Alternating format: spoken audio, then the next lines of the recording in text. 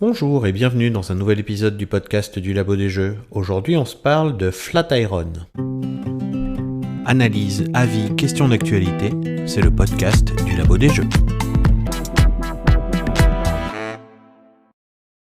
Alors, Flatiron, c'est un jeu pour 2 joueurs uniquement, par les auteurs bien connus du Château Blanc, de Shinkansen ou encore de la Cathédrale Rouge. Et au pinceau, c'est monsieur Weberson Santiago, qui a fait beaucoup de bons jeux, Sail dernièrement, The Great Split, bref, La Familia, tout simplement. Pour ce qui est du gameplay, comme je l'ai dit, c'est 2 joueurs uniquement, on va déplacer un ouvrier personnel à droite à gauche au fur et à mesure de la partie, et on a un plateau personnel qui sont 4 actions, ce qu'on va pouvoir améliorer à l'aide de cartes pour jouer de manière de plus en plus efficace. Le but du jeu, c'est tout simple, c'est de construire le mythique Flatiron à New York.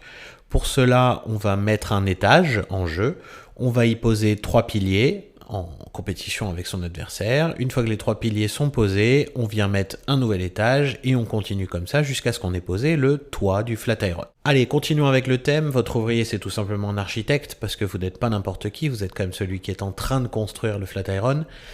Il va donc se déplacer dans une des 4 rues autour du bâtiment. Dans cette rue-là, vous avez 3 possibilités. Gagner $2 et ne rien faire d'autre. Ou alors acheter une carte que vous mettez sur votre plateau personnel pour en améliorer une action. Ou alors, dernière option, vous activez la rue en question sur votre plateau personnel avec toutes les actions qui se situent dans cette rue-là. Un 5e emplacement est disponible, c'est la mairie. À la mairie, vous avez également la possibilité de prendre $2. L'action d'achat de cartes, cette fois-ci, ce sont des cartes de scoring pour la fin de partie. Et la dernière action dans cette mairie, c'est d'activer un jeton bonus qui vous donne une action qu'on a tirée au hasard à chaque fois qu'on mettait un nouvel étage.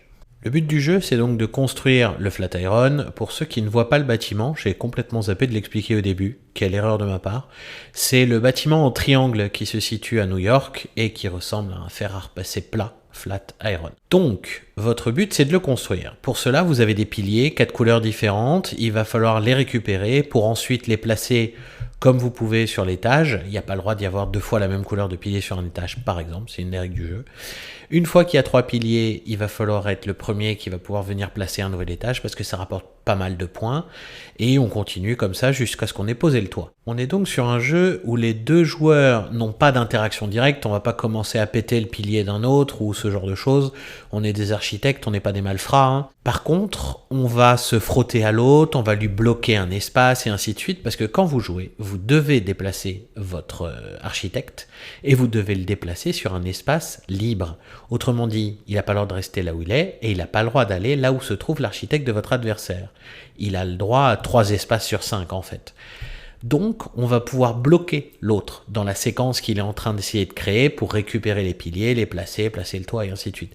Et en le bloquant, on essaye de faire notre séquence quand même pour réussir nous aussi à placer les piliers, prendre des points de plus en plus.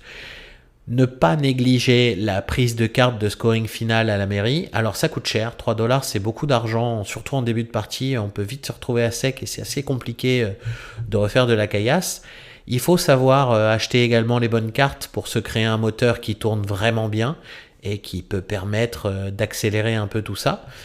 Et de temps en temps, quand on ne sait pas trop quoi faire, essayer d'aller récupérer une carte de scoring finale à la mairie, par exemple, pour temporiser, c'est plutôt un bon move. Bien sûr, tout n'est pas aussi simple. Vous devez également penser à chacune des rues de votre plateau personnel. Dans ces rues-là, vous allez avoir de l'ambition positive ou négative, et à la fin, toute rue en positif vous rapporte des points, toute rue en négatif vous enlève des points. Donc les cartes que vous achetez pour améliorer votre plateau perso, il faut également essayer d'équilibrer ce paramètre-là aussi. Au final, on a un jeu où tout est imbriqué, sans interaction directe, mais avec tout de même une très belle interaction. Le tout pour joueurs de niveau vraiment initié, je pense, et pour un prix vraiment réduit, je suis impressionné. Le jeu coûte moins de 25 €, et quand on voit la taille de la boîte et le matériel à l'intérieur, c'est vraiment un petit tour de force. Et chapeau à eux, parce que fallait le réussir celui-là. Pour ce qui est de continuer sur les compliments, parce que ce jeu-là en mérite quand même quelques-uns, alors, je l'ai dit au début, Weberson Santiago au pinceau, moi perso, à chaque fois, c'est quasiment coup de cœur, parce que j'adore son travail. Vraiment, les illustrations qu'il fait sont à chaque fois incroyables. Ici en plus on a quand même la tension de la partie, c'est-à-dire que c'est bien tendu jusqu'au bout. Ça se joue entre 30 à 45 minutes une fois qu'on maîtrise le jeu. Si vous avez de la paix, les premières parties vous serez plutôt autour d'une heure. Mais c'est un temps de jeu contenu pour un jeu 2 joueurs qui vraiment fait le boulot et le fait très très bien. Si je dois le comparer avec un autre jeu 2 joueurs qui m'a pas mal plu, j'irais dire d'orge et de blé, dans lequel on avait donc 2 joueurs également seulement, et avec une interaction positive, tout ce qu'on surproduisait, on le donnait à l'autre pour pas le perdre, et je trouvais ça vraiment malin. D'orge et de blé, c'est vraiment un bon jeu d'ailleurs. Si vous le connaissez pas, il doit être trouvable pas trop cher maintenant. Mais bon, revenons à Flatiron, qui est vraiment un super jeu de joueurs. Je le conseille très très fort. Vu que sa sortie va pas tarder, à mon avis, il sera en démo à droite à gauche, ce sera vraiment l'occasion de l'essayer au minimum. Après, vu le tarif auquel il est proposé, c'est pas un trop gros investissement. Et si vous aimez les jeux à deux, celui-là, il est vraiment chouette. En tout cas, c'est tout pour moi. J'espère que je vous ai donné envie de vous intéresser à ce jeu-là. Et à bientôt pour un nouvel épisode du podcast du Labo des Jeux. Vous pouvez également nous soutenir grâce à notre Ko-fi, dont on vous met le lien en description. Merci.